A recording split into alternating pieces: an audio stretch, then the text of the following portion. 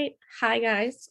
I'm not there, so I'm going to do this with you virtually. So you're going to start a composition project um, about Baba Yaga, not Baby Yoda. It's Baba Yaga, very different. And I will explain who Baba Yaga is in a moment. But remember, a composition is that's you writing music. So by the end of this, you're going to be writing your own piece of music. So let's get started. Oops, nope. There we go. First things first, I want you to imagine, how do you think musicians generate creative ideas? So first things first, what does generate mean? And how do they generate these creative ideas when they're coming up with songs or pieces of music? So think about the music that you listen to. How did those musicians come up with that music? So now would be a great time to pause this video. And I want you to come up with the list and put it on over on the whiteboard. Okay, now that you've paused and you've made a list, I'm sure, of many wonderful things like, experiences that they've had, or they borrow from other musicians. That's called sampling, things like that. I'm sure you came up with a lot of good things. I'm not worried. The next thing we're going to do is, remember a couple weeks ago, we talked about Modest Mussorgsky, and he wrote Pictures at an Exhibition. He was the one who wrote The Great Gates of Kiev. So I want you to think about, how did he generate his creative ideas for Pictures at an Exhibition. I'm having a hard time speaking, sorry. And where did he get his inspiration from? So remember back, he was in that group of friends, and then the painter in the group had passed away, and then they set up the art show. And that's what inspired him to write all those pieces of music, like Great Gate of Kiev that we listened to a couple weeks ago. So that was his inspiration. So his inspiration was something visual. It was a piece of art. So now we get into Baba Yaga. So this is the Baba Yaga painting that Victor Hartmann, the artist that passed away, this is his painting of Baba Yaga's house. So Baba Yaga, she's like fairy tale folklore kind of thing in all of Eastern Europe. So what she is she is a witch who lives in the woods, and this is her house. And her house has chicken legs. And the house will chase you around in the woods if it runs into you, and she eats you, and like it's quite terrible. She flies around in a mortar and pestle, which is like the thing that you use to grind spices up with, or you can make like guacamole with it, like that kind of thing.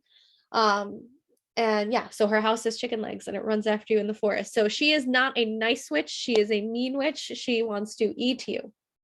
So keeping that in mind, and this painting in mind, we're going to listen to the Baba Yaga music. So I'm going to play that for you. And while we listen, I want you to pick out different parts of the music that represent the painting or the story that I just told you.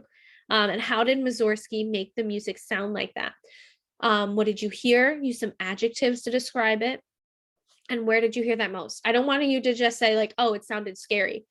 Tell me why you think it sounded scary. Like, what specific thing in the music sounded scary, or what specific thing in the music sounded like that part of the story or the painting. So here is the song.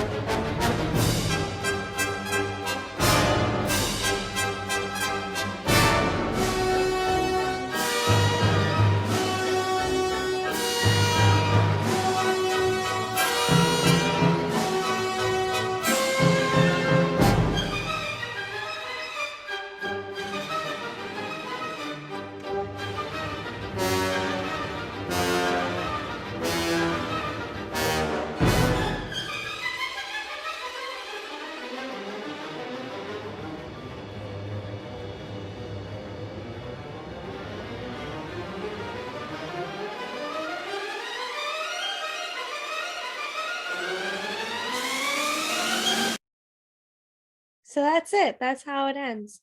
So pause the video now, and I want you to, on the board, write down some things that you heard from the beginning, the middle, the end. The middle is that quiet part in the middle. So I want you to list, what did you hear? What elements of the music did you hear that make you think of the story of Baba Yaga or the painting, which I will give you. Nope. Right here. So pause the video if you haven't already.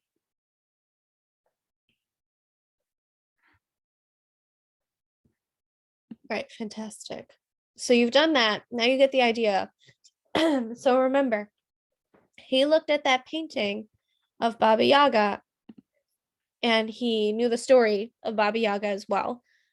And that's what inspired his music. Okay, so now it's your turn. Okay, so you're gonna make one. So now it's your turn. So you're gonna do what Mussorgsky did and you're gonna create music based off of artwork. Okay.